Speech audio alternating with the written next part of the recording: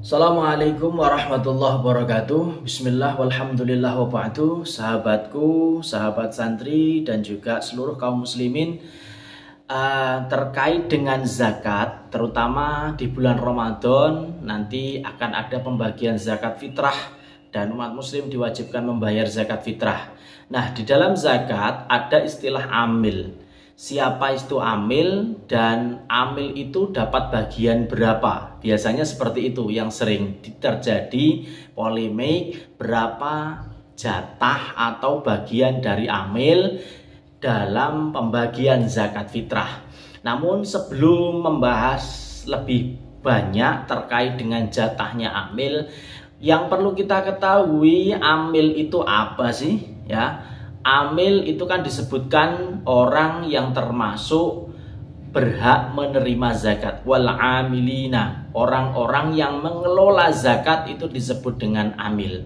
Akan tetapi amil ini juga ada batasan. Artinya tidak sembarang orang berkumpul kemudian menjadi amil, tidak.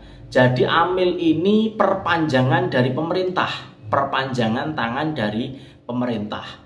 Di Indonesia sendiri ada Basnas, Badan Amal Zakat, Amil Zakat Nasional. Itu yang dari secara nasional.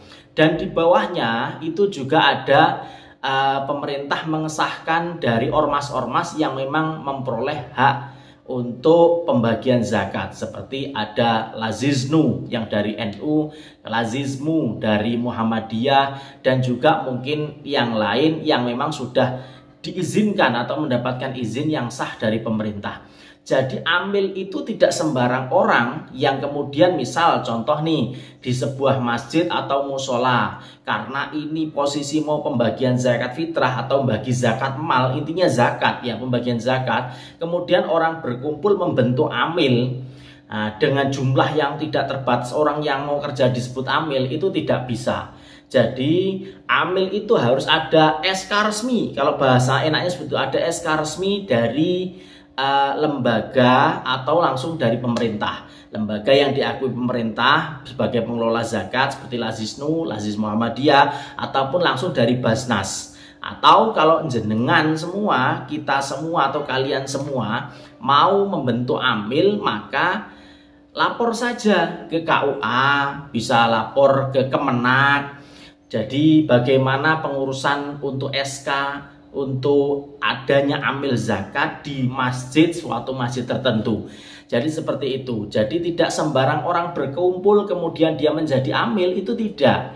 Jadi amil itu perpanjangan tangan dari pemerintah. Jadi tidak sembarang orang membuat perkumpulan kemudian mengaku dirinya amil mengelola zakat. Tidak seperti itu.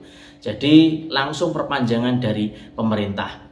Nah, amil memang orang yang termasuk salah satu golongan yang berhak menerima zakat.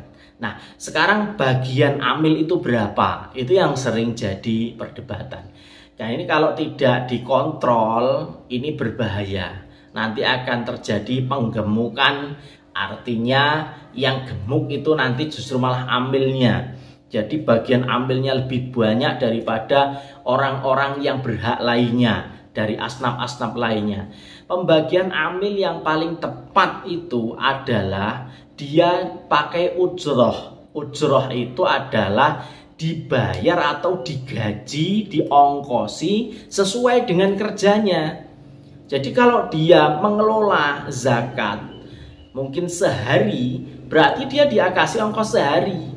Ongkos sehari misal berapa? Ongkosnya 100.000 kah atau mungkin 150, yaitu bagian dia itu. Bukan diambilkan, bukan kok terus dibagi ini jatah amil sekian. Enggak seenaknya sendiri seperti itu. Jadi ada ujroh. Jadi sesuai dengan kinerjanya dia, sesuai dengan kerjanya dia. Jadi dibatasi seperti itu. Jangan jangan toh mentang-mentang dia mengelola zakat, kemudian pengelola dapat lebih banyak daripada orang lain, seperti contoh fakir, miskin, kemudian kalau memang ada mu'alaf dan lain sebagainya, maka tidak seperti itu. Jadi amil itu cari SK dulu, jadi minta SK dulu dari pemerintah, mungkin minta dari Kemenak atau mungkin dari Lazisnu, dari Lazis Muhammadiyah, ataupun langsung dari Basnas, silahkan. Dan jatah amil juga itu kebijaksanaannya adalah ujroh. Jangan ambil mentang-mentang ambil terus dia ngambil banyak yang dibagi sedikit. Ambilnya 3 orang, 1 orang dapat 1 juta, kerjanya cuma sehari. Yang lain yang dibagi ke fakir miskin hanya 100.000. Itu tidak seperti itu. Jadi ambil itu sesuai dengan kerjanya. Kok misal kerjanya dia sehari semalam, karena mungkin masjidnya besar, terus masyarakatnya banyak, dia mengelola zakat dari mulai mengambil zakat, kemudian dia menimbang, kemudian menakar dan menghitung berapa jumlahnya, kemudian orang-orang yang berhak menerima itu siapa saja, dia yang data semua, sampai sehari semalam. Ya yang pantas sehari semalam itu berapa? Mungkin 200.000 atau 250. Jadi seperti itu. Jangan toh ambil, jangan mentang-mentang ambil terus dapat banyak jatahnya, tidak seperti itu.